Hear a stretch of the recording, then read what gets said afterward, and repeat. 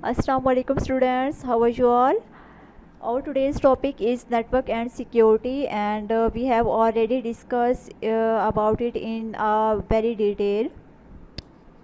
Network means to connect one or more computer with one another, to share their resources and any type of data with one another. And security means to secure something from any unauthorized person. And today's we are going to learn the terms of chapter number 3. So be attentive all of you. First term is keylogger. So what is a keylogger? A computer program that records every keystroke made by a computer user to gain fraudulent access to password and information. ये computer का एक ऐसा programme है जो कि user की तरफ से क्रिएट किए गए हर किस्म के की स्ट्रोक पर नज़र रखता है टू गेन फ्राउडेंट एक्सेस, यानी कि फ्राउडेंट एक्सेस लेने के लिए to password and other information, यानी यूज़र के पासवर्ड और इंफॉर्मेशन को एक्सेस करने के लिए ये एक ऐसा प्रोग्राम होता है कि जो कि यूज़र की हर की स्ट्रोक पर नज़र रखता है.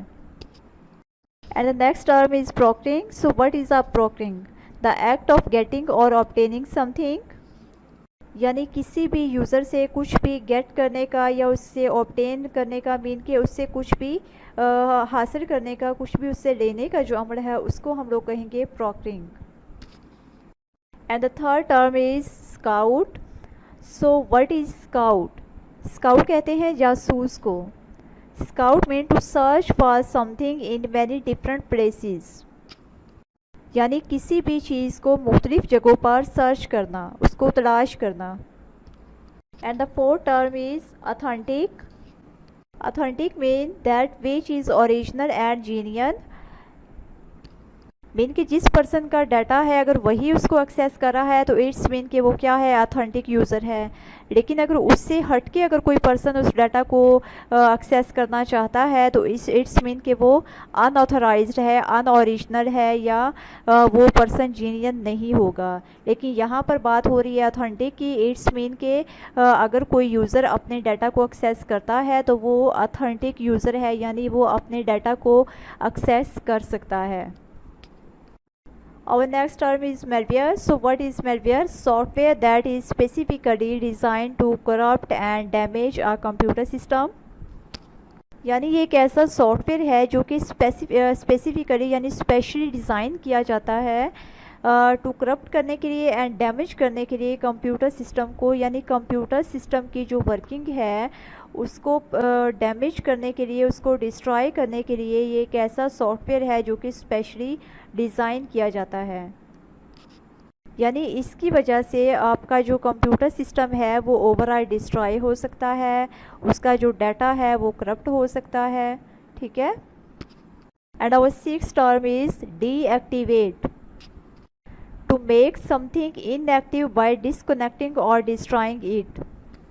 डीएक्टिवेट कहते हैं किसी भी चीज़ को बेअसर करना, किसी चीज़ को इस तरह कर देना कि वो कुछ भी करने के काबिल ना रह सके. उसको डिसकनेक्ट करते हुए, यानी उसका जो राब्ता है उसको ख़त्म करते हुए, या फिर डिस्ट्रॉय करते हुए उसको, यानी तबाह करते हुए. हमें जब भी कोई चीज़ परेशान कर रही होती है तो हमारी कोशिश यही होती है कि कुछ ऐसा किया जाए कि जिससे ये डीएक्टिवेट हो जाए, यानी इसका जो असर है वो ज़ायल हो जाए.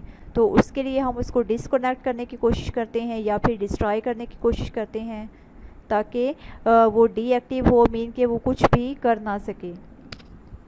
ओके स्टूडेंट्स, ये तो था हमारा आज का लेक्चर, और होम टास्क में आप लोगों ने इन टर्म्स को बहुत अच्छे से लर्न भी करना है और साथ में अपने बाइंडर्स पर राइट भी करना है. ओके, स्टे ब्लेस्ड एंड अल्लाह हाफिज़.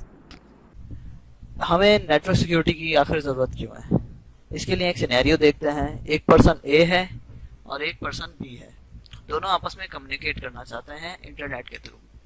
अब पर्सन ए जो है वो कुछ इन्फॉर्मेशन शेयर करना चाहता है जो कि इसकी प्राइवेट इन्फॉर्मेशन है, जैसे कि पासवर्ड, अकाउंट डिटेल्स वगैरह वगैरह. अब वो नहीं चाहता कि ये इन्फॉर्मेशन किसी पर्सन बी के अलावा किसी और को मिले. लेकिन इंटरनेट की एक प्रॉब्लम है, यहाँ पे इंट्रूडर मौजूद है जो कि आपकी इन्फॉर्मेशन को कैप्चर कर सकता है, हैक कर सकता है, या फिर उसको देख सकता है कि इसमें क्या है. तो ये आपकी इंफॉर्मेशन कॉम्प्रोमाइज हो सकती है। इसीलिए हम लोग नेटवर्क सिक्योरिटी को पढ़ते हैं, ताकि इन इंट्रूडर से या फिर किसी अननोन एक्सेस से हमारे कम्युनिकेशन को या फिर हमारे मैसेजेस को सिक्योर बनाया जा सके।